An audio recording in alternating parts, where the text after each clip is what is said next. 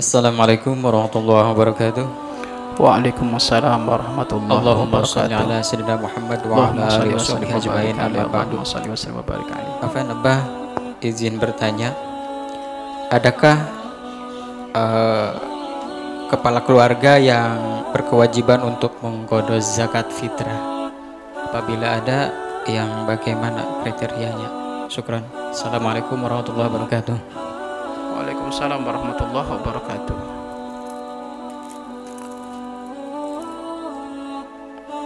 Imam keluarga.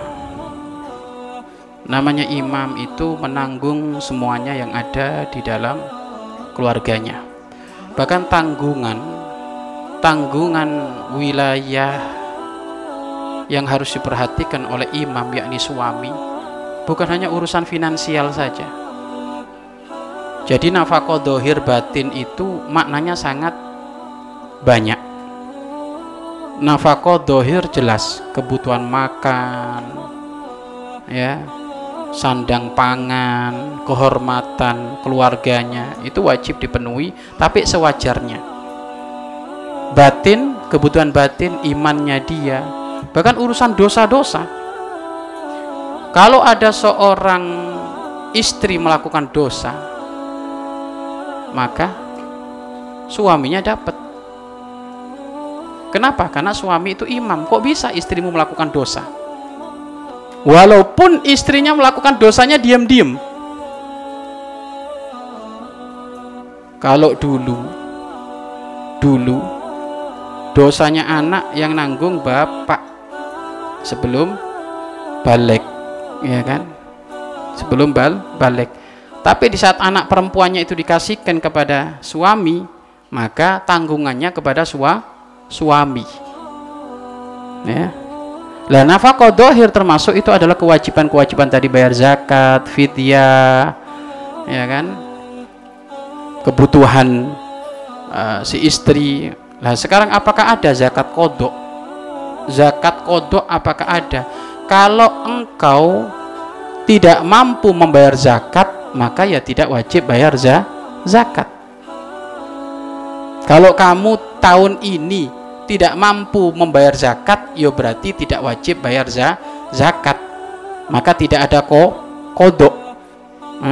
Tidak ada kodok di dalam pembayaran zakat. Kalau memang kamu nggak mampu nih, melarat, ya orang melarat masa suruh ngodok? Ya enggak lah. Tapi nanti kalau kaya raya, maka kaya raya itu hitungannya adalah zakat kaya raya itu, nggak usah ngitung melaratnya itu. Kenapa? Karena zakat itu diwajibkan bagi siapa?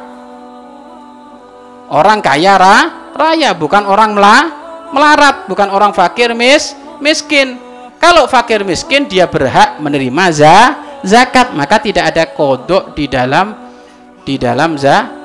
zakat, ya kan? Lah sekarang suaminya melarat, ya kalau suaminya melarat apalagi istrinya, wong istrinya memang diurus suami, ya kan? Tapi kalau sekarang suaminya melarat, istrinya kaya raya, lah ini, ya kan?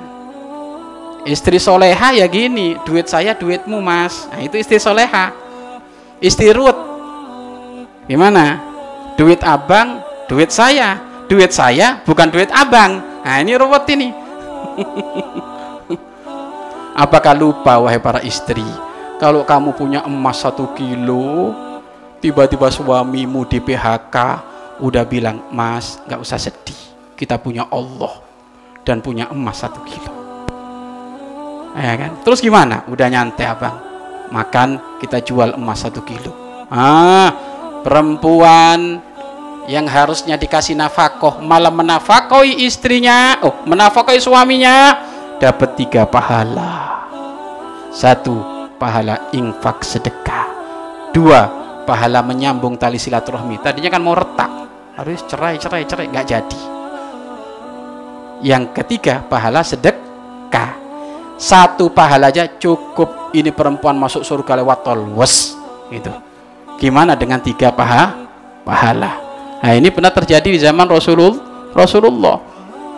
Makanya kata sang istrinya waktu yang ngadu kepada Nabi Muhammad, bukan istrinya Nabi Muhammad, ada orang ibu ngadu kepada Nabi Muhammad, mendengar motivasi Rasulullah seperti ini, kalau memang kamu kaya raya ya kamu yang ngasih nafkah, Maka kata ibu tadi, wah kalau kayak gitu biarkan saya saja yang ngasih nafkah ya Allah, ya Rasulullah, karena pahalanya gede. Kata ibu ini, andaikan omongan Rasulullah ini didengar oleh ibu-ibu yang ada di kota Madinah, niscaya mereka semuanya berdoa, mudah-mudahan suaminya kiri semuanya, melarat semuanya, biar yang nafkahi istri, karena pahalanya gede. Tapi ingat wahai para suami, bukan berarti ini kesempatan tuh, denger tuh, kalau kamu punya duit jangan pelit-pelit tuh, bagi.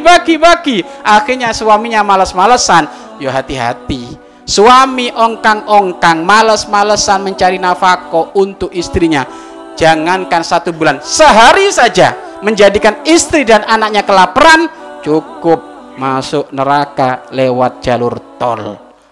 Ayo, ya kan? Maka jangan ongkang-ongkang. Tapi rezeki itu sudah diatur oleh Allah. Ada kalanya bapak ibu, suami itu berangkat pagi, pulang sore, sampai dimalamkan lagi nggak dapat apa-apa.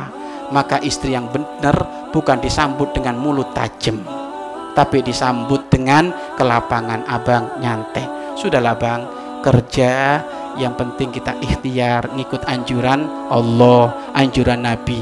Lain kali nggak usah pulang sampai maghrib. Kalau abang nggak dapat duit, pulang saja nggak apa-apa, saya ridho abang. Kan enak istri kayak gini, iya kan? Kata suaminya, coba ngomong dari dulu kan enak, ngomongnya baru sekarang. Iya kan? Coba ngomong dari dulu, iya kan? Kalau ngomong dari dulu kan enak.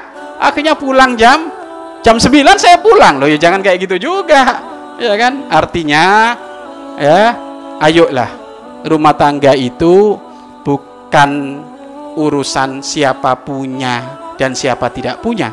Rumah tangga itu adalah saling menutupi kekurangan, saling menyempurnakan bersama-sama. Mana yang lebih, bismillah, ya kan? Mana yang kurang, ayo ditutupi dengan kelebihan yang dimiliki oleh pasangan masing-masing. Jadi nggak ada istilah suami mengkodok zakat. Kalau memang suami itu nggak mampu, imam itu nggak mampu karena melarat, ya maka tidak wajib bayar zakat. Tapi kalau tiba-tiba kaya raya, ya maka wajibnya dikeluarkan ya kaya raya saat itu. Kecuali gini, orang pernah kaya raya tiba-tiba bangkrut. Orang pernah kaya raya tiba-tiba bangkrut, berarti dia pernah punya kewajiban zakat, tapi karena dia lalai lupa bangkrut, Pak. Lah ini kalau kaya raya nanti dikodok itu, karena sempat kaya raya, ya kan? Maka jangan nunggu ditegur gitu. Oh dulu masya Allah itu dulu duitnya banyak sekali duitnya, tapi lupa nggak pernah bayar zakat. Wah, akhirnya diuji oleh Allah, bangkrut ini. Nah ini, ya kan? Mengkodoknya ya dikira-kira saja. Kalau kamu kaya, tapi kalau ternyata kedepannya masih tetap melarat, ya enggak. Jadi kalau orang pernah kaya raya, iya, kaya raya yang mewajibkan zakat, dia wajib untuk mengkodok zakatnya, ya kan? Tapi kalau enggak pernah kaya raya, maka tidak ada kewajiban untuk mengkodok zakat. Mudah-mudahan Allah mempermudah kita bisa membayar zakat. Ingat, lebih baik tangan di atas daripada tangan di bawah, apalagi zakat fitrah. Maka jangan berusaha untuk mendapatkan zakat kalau nggak berhak, karena semuanya zakat itu ada mustahiknya, ya. Dan mustahik zakat itu adalah fakir dan miskin dan samania asnaf, 8 golongan. Pada waktunya kita bahas. Wallahu a'lam bishawab.